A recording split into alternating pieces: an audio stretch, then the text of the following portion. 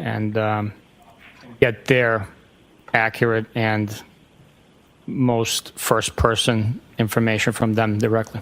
Do you know whether or not, were they suspects at this point? No, they were not. Did you know whether they were eyewitnesses or differently witnesses? At this point in time, prior to speaking to them, I just knew that they were eyewitnesses for the location of Mr. O'Keefe, but I did not know if they were eyewitnesses or witnesses. And who did you speak to? I spoke with Ms. Jennifer McCabe, Mr. McCabe, and Mr. Brian Albert. When you spoke to them, did you separate them or speak to them as a group? I separated them. You went to whose house to speak to them? The McCabe household. Is it typical to go to a person's house rather than bring them to the station under these circumstances? Objection, Your Honor. Ask it differently, Mr. Chairman. Why did you go to their house rather than ask them to come to the police station? Well, there were multiple factors involved in that decision. One, the driving conditions. Two, these are witnesses that had suffered some sort of traumatic event, finding their friend on the front lawn of their own town.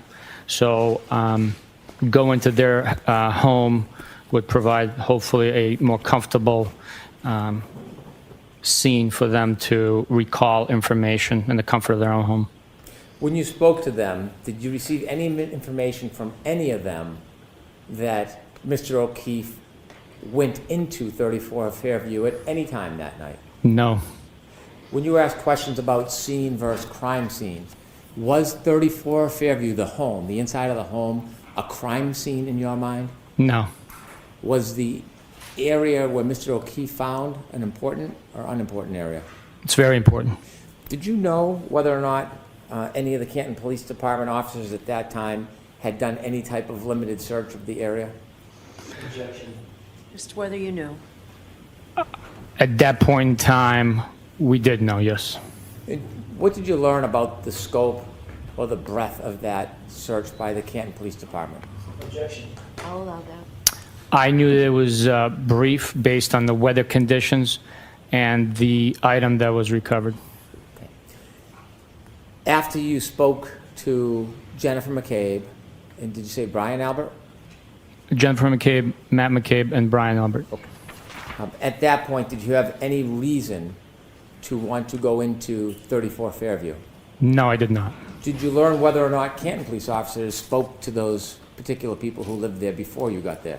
I had learned, yes. What did you learn? I learned that Canton police officers went inside the home, spoke with members inside the home as well.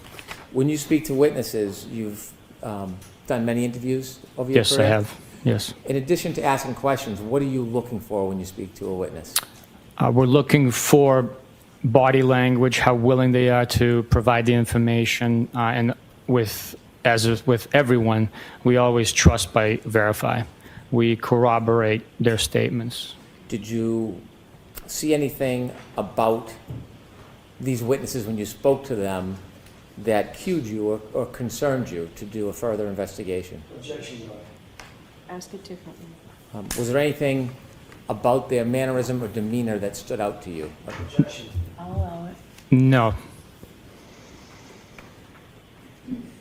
After speaking to the witnesses, in your mind as an investigator, what did you need to do next?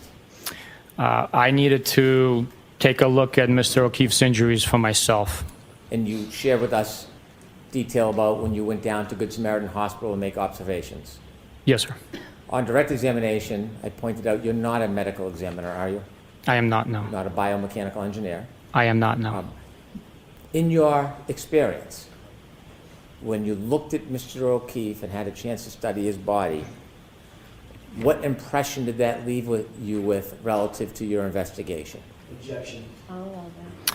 At that point in time, after viewing Mr. O'Keefe's injuries, my impression shifted from him possibly being struck with the glass that was located at the scene where he was found to him being struck by a vehicle.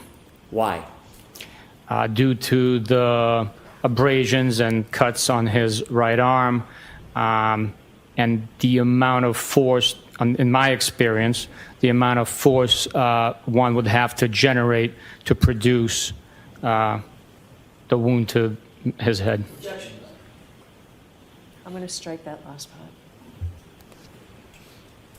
After coming to the conclusion, or strike that, after making your observations and your determination, did your focus shift at that point?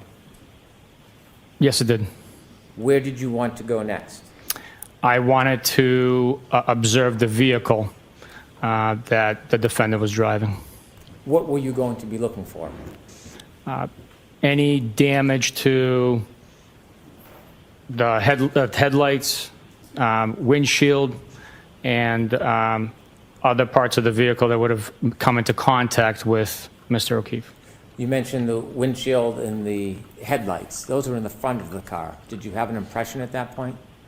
Yes, majority of the cases that I had exposure to with pedestrian vehicle strikes, the strike comes from the front of the vehicle. So in my assumption, speculation at that point in time, based on the limited information I had, that was my theory.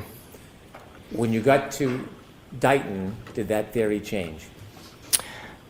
Prior to our arrival to Dighton, the theory had changed. Based on information you received from Jennifer McCabe? Objection. Sustained. What was that based on? It was based on information I received from Jennifer McCabe's phone conversation. And what was that information? That the defendant told her that she had damaged her taillight and showed Mrs. McCabe and Mrs. Roberts the missing pieces and damage to the rear right taillight of her vehicle. When you got to Dighton and had a chance to look at the defendant's Lexus, did your focus of your investigation develop in any way? Yes, seeing for myself that there was actual damage, coupled with the statements made, did I hit him, could I have hit him, along with the my observation, obviously, of the vehicle, my focus began to concentrate on the defendant. You share with us that you went inside and spoke to the defendant. Yes. Why did you speak to her at her home rather than ask her or force her to come to the police station? Same reasons we interviewed the witnesses. The driving conditions, the time that it would take for her to respond, the comfort of her own home, or her parents' home, where she had just experienced a very traumatic event, being concerned for her well-being. We interviewed her in the comfort of her parents' couch. When you interviewed her in her parents' home, where was she seated? On the couch of her parents' living room. Where was her mother? She was in the home. I don't have a specific memory of her being in the room with us, but her father was in the room with us. Did you ever try to separate the defendant from her father when you interviewed her? Objection, Your Honor. May we approach? We can approach.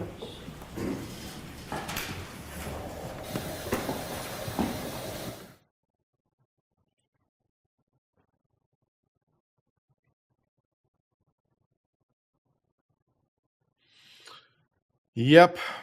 Exciting. Now, where were we on this bullshit motion when we last left the action? When I keep getting rudely interrupted during the middle of my legal analysis? Let's see. Evidence of the Aruba incident was proffered by a defendant through a series of text messages between defendant and Brian Higgins, thus opening the door for the Commonwealth to rebut the defendant's misleading and inaccurate claims about what had occurred weeks prior in Aruba. This incident in Aruba also seems to be the turning point in a relationship, as defendant told Brian Higgins that a relationship with the victim was in a very fucked up situation, and she'd be observed by the victim all over a friend's sister in the lobby of our hotel, and accused the victim of hooking up with another girl while in Aruba. In January 29, 2022 voicemails previously entered into evidence, defendant screams at the victim for apparently fucking another girl, and repeatedly refers to the victim as a pervert. There's also been evidence that prior to arriving at 34 Fairview, there was a reference to a woman the victim used to date. Defendant Defendant proffered the entirety of the text messages between herself and Brian Higgins, including defendant's admissions about her feeling towards the victim and the nature of the relationship. The evidence proffered by the victim also demonstrates a continuing animosity in the weeks and days prior to the victim's death. The jury should be permitted to hear from victims of the Aruba incident who rebut the characterizations made by defendant to Brian Higgins. Such testimony will be offered through Laura Sullivan, Marita Sullivan, Aaron O'Keefe, and Juvenile KF. Ooh, they want to bring a juvenile onto the stand.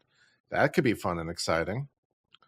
In domestic violence homicide, evidence such as prior disputes are relevant to show the volatile nature of the relationship between defendant and the victims in the weeks and months preceding the murder and to explain defendant's intent and state of mind.